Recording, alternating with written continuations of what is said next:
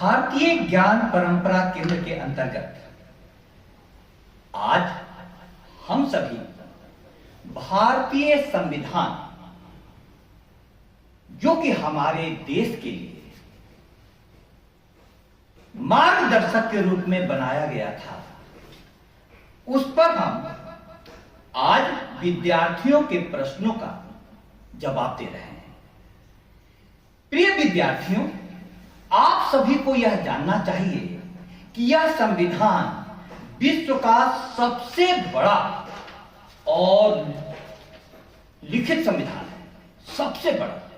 इस संविधान में 395 अनुच्छेद थे, 22 भाग और 8 अनुसूचियां। आज इस संविधान में 450 से ऊपर अनुच्छेद हो चुके हैं, 25 अनुसूचियां, 25 भाग और अनुसूचियां और भी बढ़ गई हैं। इतना बड़ा संविधान, जो विश्व का सबसे बड़ा लिखित संविधान है, इसको समझने के लिए हमें दो बातों का सहारा लेना पड़ेगा। एक है प्रस्तावना और दूसरा संविधान के विभिन्न पृष्ठों पर उकेरे गए धार्मिक और नैतिक चित्र। हम सभी को संविधान में लिखे गए प्रस्तावना को जानना चाहिए। संविधान का प्रस्तावना एक वाक्यों में है। यह क्या कहता है? हम भारत के लोग भारत को एक संपूर्ण प्रभुत्व संपन्न, समाजवादी, पंथ निरपेक्ष, लोकतंत्रात्मक गणराज्य बनाने के लिए तथा उसके समस्त नागरिकों को सामाजिक, आर्थिक और राजनीतिक न्याय, विचार, अभिव्यक्ति, विश्वास, धर्म और उपासना की स्वतंत्रता, प्रतिष्ठा और अवसर की समता प्राप्त कराने के लिए तथा उन सब में व्यक्ति की गरिमा और राष्ट्र की एकता और अखंडता सुनिश्चित करने वाली बंधुता बढ़ाने के लिए दृढ़ संकल्प होकर अपनी इस संविधान सभा में आज तारीख 26 नवंबर 1949 ईस्वी, मिति मार्गशीर्ष शुक्ला सप्तमी, संवत 2006 विक्रमी को एतद द्वारा इस संविधान को अंगीकृत, अधिनियमित और आत्मार्पित करते हैं। आपको भी सुनने में ऐसा लगा कि क्या पढ़ा जा रहा है। संविधान की प्रस्तावना हमारे समाज और राष्ट्र के सबसे बड़े बुद्धिजीवियों का दिया हुआ सबसे बड़ा अवदान है। यह संविधान की प्रस्तावना आत्मा है, आत्मा। और हम सभी जानते हैं कि हमारे व्यक्तित्व में सबसे प्रमुख कौन सा तत्व है? हमारे व्यक्तित्व में तन है, विभिन्न प्रकार के अंग है, उसमें मन है, लेकिन यदि आत्मा अर्थात प्राण निकल जाए तो इस शरीर का क्या हासिल होता है? इसको जला दिया जाता है अथवा गड़ा दिया जाता है, क्योंकि आत्मा के निकलते ही इस पूरे तन का मूल्य 2 कौड़ी का नहीं होता। भारत जैसे विविधता से पूर्ण देश को आगे बढ़ाने के लिए, सही रास्ते पर चलाने के लिए संविधान सभा का गठन किया गया था।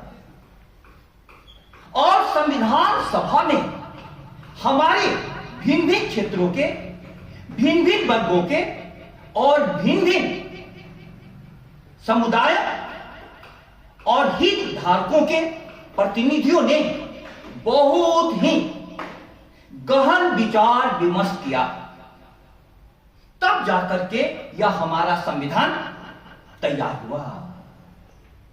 अब ये संविधान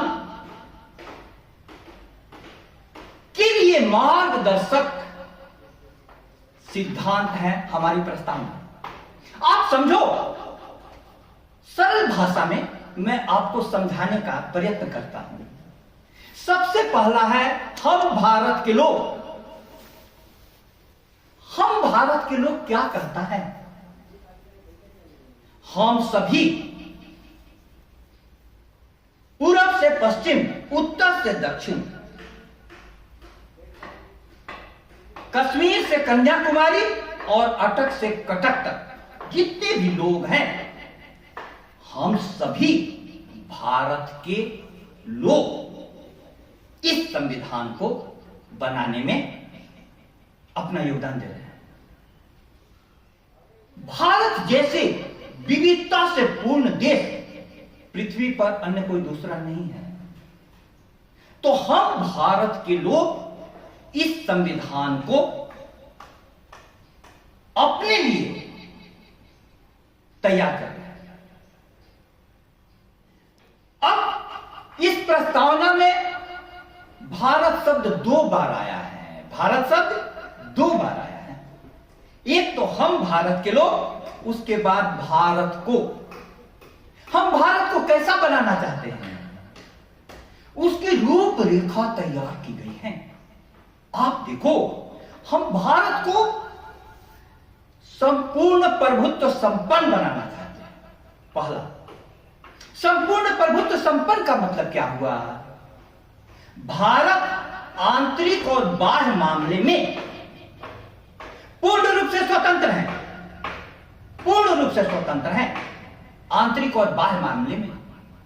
अभी जैसे ऑपरेशन सिंदूर हुआ तो कुछ लोगों द्वारा आरोप लगाया गया कि ऑपरेशन सिंदूर को बीच में किसी के दबाव के कारण रोक दिया गया, लेकिन उस बात में कोई सच्चाई नहीं, क्योंकि भारत एक संपूर्ण प्रभुत्व संपन्न भारत है। दूसरा है समाजवादी। हम भारत को कैसा बनाना चाहते हैं? 2 प्रकार की अर्थव्यवस्था होती है, एक पूंजीवादी, एक समाजवादी। पूंजीवादी अर्थव्यवस्था में किसी को भी पूंजी निर्माण के लिए पूर्णतया स्वतंत्रता होती है, लेकिन समाजवादी अर्थव्यवस्था में समाज के गरीब तबकों का ख्याल रखना पड़ता है। भारत एक लोक कल्याणकारी राज्य है। आप सभी को सरकार द्वारा कितने प्रकार की सुविधाएं दी जा रही है? पढ़ने के लिए शिक्षा संस्थान, कई प्रकार के स्कॉलरशिप और कई प्रकार के स्कूटी से लेकर के हर प्रकार की योजना आपके लिए चलाई जा रही है। समाजवाद। तो भारत को हम समाजवादी बनाना चाहते हैं। एक शब्द है पंथ निरपेक्ष। प्रिय विद्यार्थियों, इस बात को ध्यान से समझना। आज यह भारत के लिए एक बहुत बड़ा विवाद का विषय बना हुआ है। संविधान में हमारे शब्द है पंथ निरपेक्ष, और कुछ लोग इस शब्द का प्रयोग करते हैं धर्म निरपेक्ष। भारत कदापि धर्म निरपेक्ष नहीं हो सकता। हाँ, भारत पंथ निरपेक्ष है। पंथ निरपेक्ष माने क्या हुआ? उस एक परमात्मा तक पहुंचने के कई रास्ते हैं। हिंदू, मुस्लिम, सिख, ईसाई सब उस परमात्मा तक पहुंचने के अपने आप में सत्य और प्रमाणिक रास्ते हैं। हमारे वैदिक ऋषि कहते हैं एकम सद विप्रा बहुधा वदंती। सत्य एक है, इसको भिन्न भिन्न नामों से पुकारा जाता है। तो हिंदू, मुस्लिम, सिख, ईसाई पंथ हैं, पंथ है, लेकिन हमारा भारत राज्य इससे निरपेक्ष होगा। वह हिंदू के अनुसार नहीं चलेगा, मुस्लिम के अनुसार नहीं चलेगा, सिख के अनुसार नहीं चलेगा, ईसाई के अनुसार नहीं चलेगा। सबको अपने अपने रास्ते से अपने उपासना की, अब धर्म के प्रचार प्रसार की स्वतंत्रता होगी, लेकिन भारत राज्य अपने आप में पंथ निरपेक्ष होगा। क्यों? क्योंकि भारत में इतनी प्रकार के धर्मों के लोग रहते हैं, इतनी जातियों के लोग रहते हैं, इतने विश्वासों के, इतनी भाषाओं के, इतनी बोलियों के लोग रहते हैं, तो उनमें किसी के साथ भेदभाव नहीं किया जाएगा। इसलिए पंथ निरपेक्ष हमारा सबसे परम आदर्श है। उसके बाद है लोकतंत्रात्मक शब्द। देखो, शुरू में प्रयोग किया गया हम भारत के लोग, और यहां पर प्रयोग किया जा रहा है लोकतंत्रात्मक। लोकतंत्र किसको कहते हैं? अब्राहम लिंकन की परिभाषा आपके ध्यान में होगी। प्रजा के लिए, प्रजा के द्वारा, प्रजा का शासन, उस व्यवस्था को लोकतंत्र व्यवस्था कहते हैं। By the people, of the people, for the people, ये सब आपको ध्यान में रखना चाहिए। और गणराज्य का मतलब क्या हुआ? गणराज्य का मतलब है कि भारत का कोई भी पद वंशानुगत नहीं होगा, उस पर योग्यता के आधार पर एक चुनाव होगा। आपको इतनी बातें समझ में आ गई? हम भारत के लोग भारत को कैसा बनाना चाहते हैं? हम भारत के लोग भारत को संपूर्ण प्रभुत्व संपन्न, समाजवादी, पंथ निरपेक्ष और लोकतंत्रात्मक गणराज्य बनाना चाहते हैं। यह हमारी भारत की कल्पना है। भारत एक देश नहीं, भारत एक संदेश है। वह संदेश क्या है? इस बगिया में भिन्न भिन्न प्रकार के फूल हैं और इस बगिया की शोभा बढ़ाते हैं। तो हमें भारत को कैसा बनाना है, अपने दिलो दिमाग में इस चित्र को बिठा लीजिए। अब उसके बाद उसके समस्त नागरिकों को हम कुछ अधिकार देना चाहते हैं। क्या है वे? उसके समस्त नागरिकों को न्याय, स्वतंत्रता, समता और बंधुता, चार शब्दों को समझो। न्याय, न्याय सबके लिए, किसी के साथ भेदभाव नहीं हो। और कौन सा न्याय? 3 प्रकार बताया गया है: सामाजिक, आर्थिक और राजनीतिक न्याय। सामाजिक, आप देखते हैं समाज में अगड़े पिछड़े कुछ जातियों के साथ छुआछूत भेदभाव किया जाता है। यह बात गलत है। समाज में हम सभी अपने अपनी पहचान के साथ रह रहे हैं। मैं कहता हूं, अगर विधाता नर को मुट्ठी में भरकर कहीं छीट दे ब्रह्मलोक से ही नीचे भूमंडल पर, तो भी विविध जातियों में ही मनुष्य यहां आ सकता है। नीचे है क्यारियां बनी तो बीच कहां जा सकता है? तो नीचे क्यारियां हमने बनाई हैं, तो विभिन्न जातियों में लोग हो गए। वो सामाजिक न्याय, सबके साथ समाज में सब बराबरी के हकदार हैं। उसके बाद आर्थिक, किसी के पास बहुत ज्यादा संपत्ति हो और कोई गरीब हो, इससे न्याय नहीं हो पाएगा। आर्थिक विषमता को मिटाना चाहिए। कुछ लोगों की आमदनी प्रत्येक दिन करोड़ों रुपए की है और कुछ लोग दाने दाने को मोहताज हैं। इससे आर्थिक न्याय नहीं मिल पाएगा। आप याद कीजिए दिनकर साहब को, उन्होंने क्या कहा था? स्वानों को मिलते दूध वस्त्र, भूखे बालक कहलाते हैं, मां की छाती से लिपट ठिठुर जाड़े की रात बिताते हैं। युवती की लज्जा वसन बेच अब ब्याज चुकाए जाते हैं, मालिक जब तेल फुलेलों पर पानी सा द्रव्य बहाते हैं। कुछ लोगों के कुत्ते, दूध और वस्त्र सब हैं और कहीं पर नंगे भूखे बच्चे हैं। आर्थिक न्याय नहीं होगा। उसके बाद राजनीतिक न्याय, सत्ता में सबकी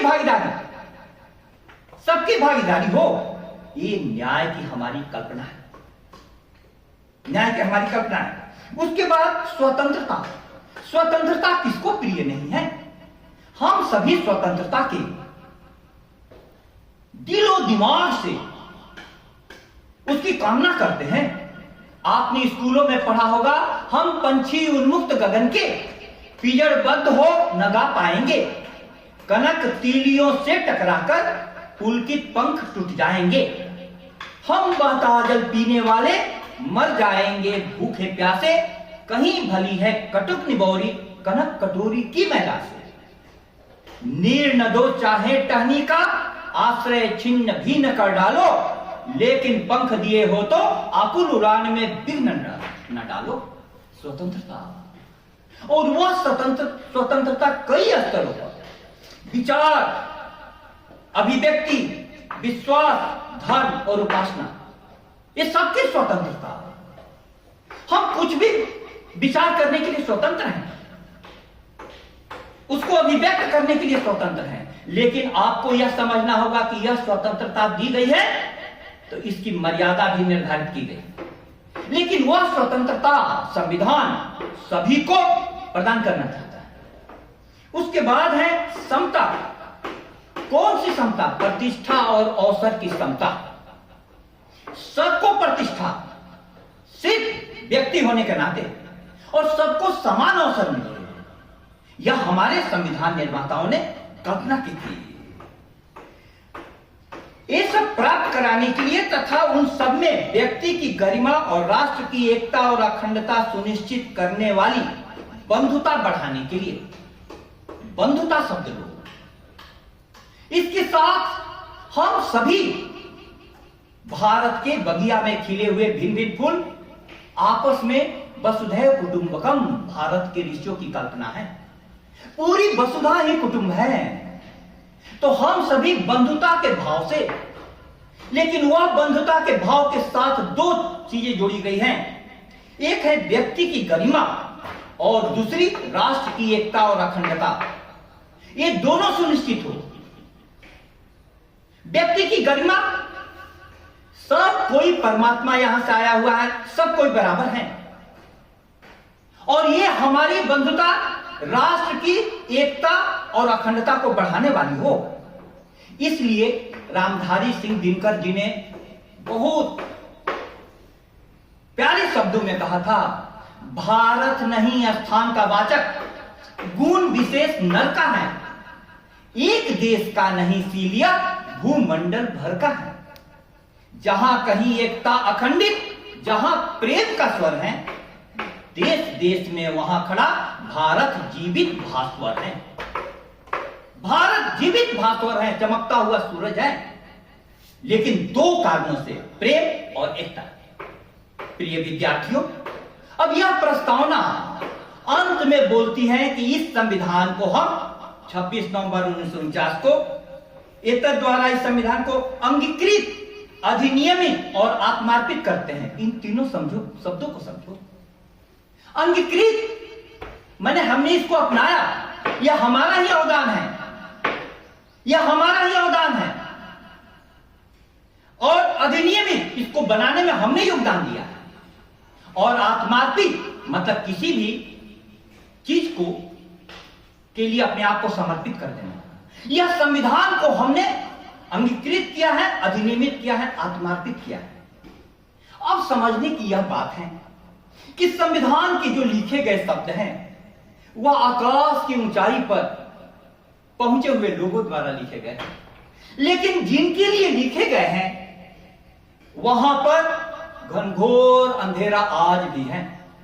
आज भी शिक्षा की ज्योति सब जगह नहीं पहुंची है, और शिक्षालयों की दुर्दशा यह बता रही है कि इतने ऊंचे भाव के साथ लिखे गए संविधान के शब्द जनता तक नहीं पहुंच पा रहे हैं। अब नहीं पहुंच पा रहे हैं कि इसको पहुंचाने का उपाय क्या है? आप जानते हैं कि हमारे यहां कोई भी विवाद होता है तो विवाद न्यायालय में सुलझाया जाता है, और न्यायालय में अधिकतर बहस इंग्लिश में होती है, और जिसका झगड़ा है उसको इंग्लिश आती ही नहीं है, और न्यायाधीश निर्णय दे देते हैं। अब ये है कि हम सभी को संविधान के प्रति प्रेम और आदर कैसे पैदा होगा। इसके लिए संविधान के भाग वाले पृष्ठों पर हमारे महापुरुषों के चित्र के लगे हैं। आप उन चित्रों को भी ध्यान से देखें। आप स्कूल में पहले गए होंगे तो सबसे पहले ऊपर लिखा रहता था अ, छोटा सा, और बड़ा सा अनार का चित्र बनाया गया, नीचे लिखा रहता था अनार। बच्चा अनार का चित्र देखता था, उससे अनार को समझता था। आप जब संविधान के पृष्ठों पर भगवान राम का चित्र देख रहे हैं, आज राम मंदिर की राम ध्वजा लहराएगी आकाश में। राम किस चीज के प्रतीक हैं? प्रेम के, करुणा के, दया के। दैहिक दैविक भौतिक तापा राम राज काहू नहीं व्यापा।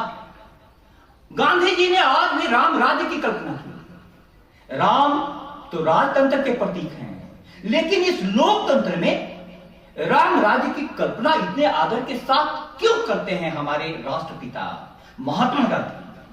क्योंकि राम एक ऐसे राजा थे जो जनता के लिए पूर्णतः समर्पित थे। तो भाग अधिकार पर तीसरे भाग में अधिकार है, मौलिक अधिकार दिए गए हैं, उस पर किनका चित्र है? राम का। उन चित्रों को देखिए, उनसे प्रेरणा लीजिए। भाग 4 में राज्य के नीति निर्देशक तत्व हैं। उस पृष्ठ पर किसका चित्र है? कृष्ण का। महाभारत के युद्ध में अर्जुन जब किंग कर्तव्य विमूढ़ हो गया था और उसने कहा कि हे केशव, मैं इन लोगों के साथ कैसे युद्ध करूं? सामने में कोई मेरे पितामह हैं, कोई गुरु हैं, इनके साथ मैं युद्ध नहीं कर सकता। तब कृष्ण भगवान ने गीता का उपदेश उनको दिया। राज्य के नीति निर्देशक तत्व भाग 4 के क, भाग 4 क में मूल कर्तव्य गिनाए गए। गीता का मूल उपदेश क्या है? कर्मण्येवाधिकारस्ते मा फलेषु कदाचन मा कर्म फल हेतुर्भु माते संगे अस्तु कर्मणि। कर्म में ही तेरा अधिकार है, फल में कभी नहीं। इन प्रतीकों से हमें सीखना होगा। इन चित्रों को बनाने में आचार्य नंदलाल बोस जी का योगदान है और उनके शिष्यों का योगदान है। आप इस संविधान को बार बार देखें। सम्यक दर्शन भारतीय संस्कृति का सबसे पहला विषय था, सम्यक दर्शन। प्रेम से खोलकर देखो, तब तुमको समझ में आएगा। आगे संविधान के कुछ भागों में बुद्ध का चित्र दिया गया है। बुद्ध किस चीज के प्रतीक हैं? महात्मा बुद्ध ने धर्म की वैज्ञानिक व्याख्या की और आपने यह सुना होगा, बुद्धम शरणम गच्छामि, धम्मम शरणम गच्छामि, संघम शरणम गच्छामि। संघ वाले भाग पर महात्मा बुद्ध का चित्र है। तो महात्मा बुद्ध से हमें प्रेरणा मिलती है। एक और भाग पर महावीर का चित्र है। जैन धर्म के प्रवर्तक महावीर का अहिंसा का सिद्धांत। इन्हीं सिद्धांतों को तो लेकर हमारी स्वतंत्रता की लड़ाई लड़ी गई। महात्मा गांधी ने स्वतंत्रता की लड़ाई हिंसक हथियारों से नहीं लड़ी, सत्य प्रेम अहिंसा के अस्त्र से लड़ी और उसमें सफलता दिलाई। आपने सुना होगा गाना, दे दी हमें आजादी, बिना खड़ग बिना ढाल, साबरमती के संत तूने कर दिया कमाल। कुछ लोग बोलते हैं कि खड़ग और बिना ढाल के आजादी नहीं मिल सकती। उनकी भी बात में सच्चाई है, क्योंकि भगत सिंह का बलिदान, चंद्रशेखर आजाद का बलिदान, इन सबका भी बलिदान महत्व रखता है। लेकिन पूरी जनता को जागरूक करने में और पूरी जनता को एकजुट करने में सत्य प्रेम अहिंसा ने जितनी बड़ी भूमिका निभाई, उसको आज कोई भी नजरअंदाज नहीं कर सकता। लेकिन अंग्रेजों के विरुद्ध आजाद हिंद फौज का गठन कर करके सुभाष चंद्र बोस ने जो नारा दिया, तुम मुझे खून दो मैं तुम्हें आजादी दूंगा, सुभाष चंद्र बोस, इनका भी चित्र है संविधान पर। उन चित्रों कहते हैं। मेरे प्यारे विद्यार्थियों, उन चित्रों को हमें गौर से देखना होगा, प्रेम से अपने दिलो दिमाग में बिठाना होगा और इसके साथ साथ हमें प्रस्तावना के शब्दों को पढ़ना होगा। मैं अपनी बात एक छोटी सी कहानी के साथ समाप्त करना चाहता हूं। जैन दर्शन में त्रिरत्न की कल्पना है। त्रिरत्न क्या है? सम्यक दर्शन। सबसे पहला जरूरी है हमारा दर्शन सही हो। आज दर्शन असम्यक होता चला जा रहा है। आज आवाज उठ रही है भारत में संविधान खतरे में है। कुछ लोग पूछते हैं कि सर आपकी क्या राय है?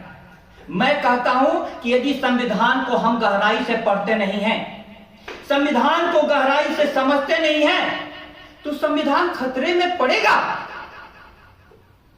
क्यों? क्योंकि राजनीति की यह फितरत है। सियासत इस तरह आवाम पर एहसान करती है, पहले आंखें छीन लेती है, फिर चश्मेदान करती है। तो आपको पढ़ना है संविधान को, उन महापुरुषों के चित्रों को देखना है।